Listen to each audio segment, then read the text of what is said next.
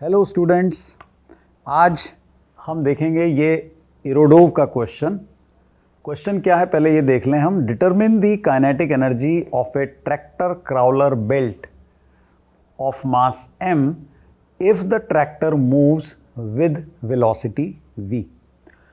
तो tractor crawler का मतलब क्या है? दरअसल हम इसको समझ सकते हैं जैसे एक आर्मी वाला टैंक होता है ना। तो जो टैंक होता है उसके व्हील्स के ऊपर से एक बेल्ट जाती है, तुमने देखा होगा। तो ये ट्रैक्टर क्राउलर बेल्ट का मतलब बेसिकली वही बेल्ट है।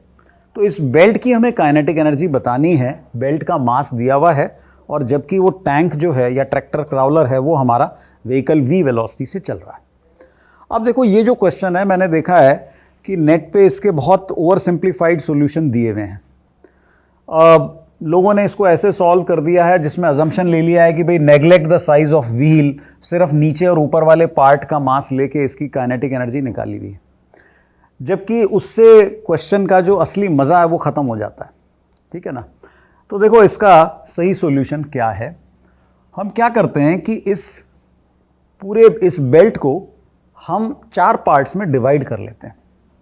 तो ये पार्ट कौन से हैं? देखो मैंने इस तरीके से दो तो हो गए फ्लैट पार्ट्स, ठीक है ना, फ्लैट हॉराइजॉन्टल पार्ट्स। एक ही नीचे वाला जो ग्राउंड के कांटेक्ट में है और एक ही ऊपर वाला।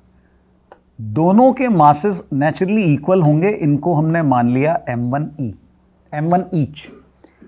नीचे वाले पार्ट की स्पीड ऑफ कोर्स 0 है, ऊपर वाले पार्ट की स्पीड जो है वो 2v हो जाएगी। ये तुम इजीली समझ सकते हो, रोलिंग की कंडीशन में ऐसा होता है। व्हील के टॉप मोस्ट पॉइंट की जो वेलोसिटी है वो सेंटर की वेलोसिटी से डबल होती है।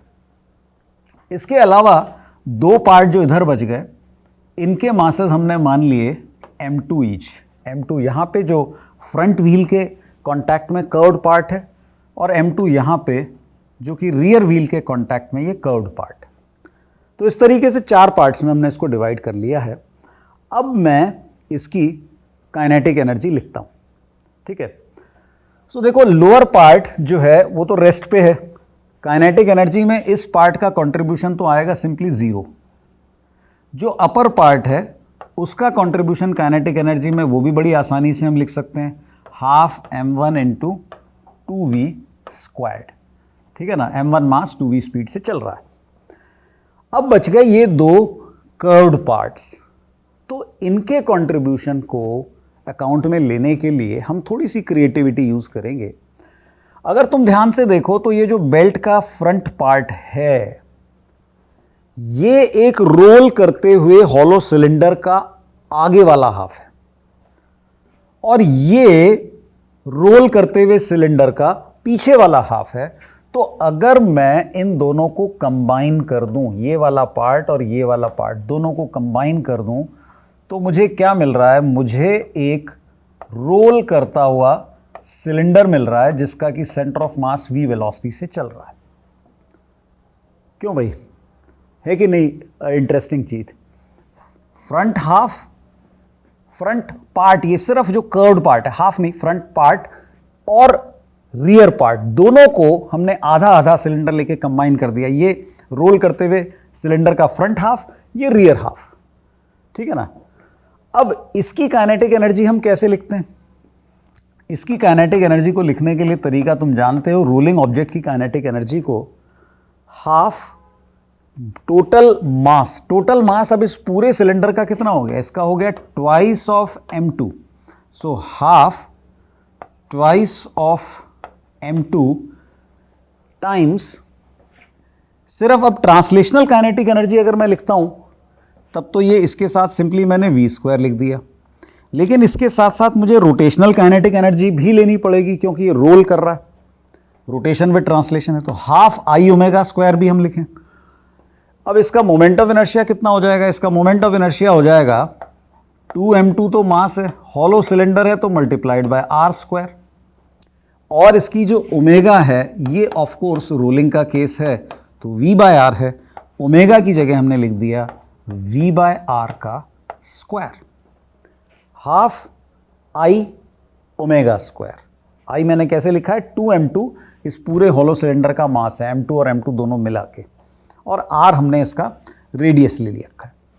तो ऑफ कोर्स ये आर स्क्वायर यहाँ पे कैंसिल हो गया।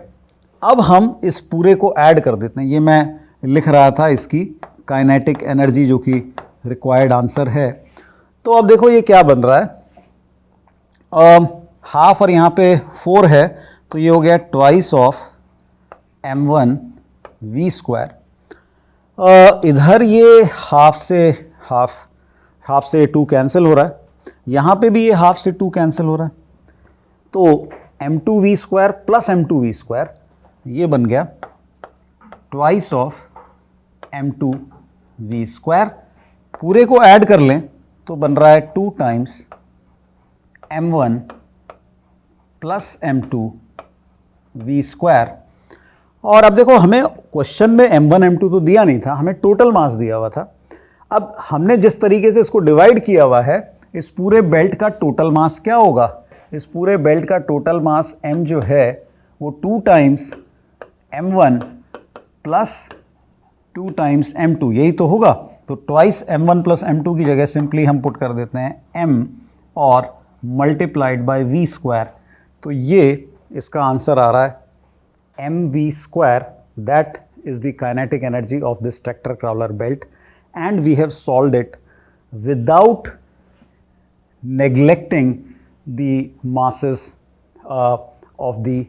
without neglecting the size of the wheels. So this is the right solution. I hope you like it. Thank you. Wait a minute, before you go, there is a little surprise for you. Same problem का इससे भी better, crisp, short solution आपको मिलेगा Nitin Jain sir के एक आने वाले video में. So watch out for that one.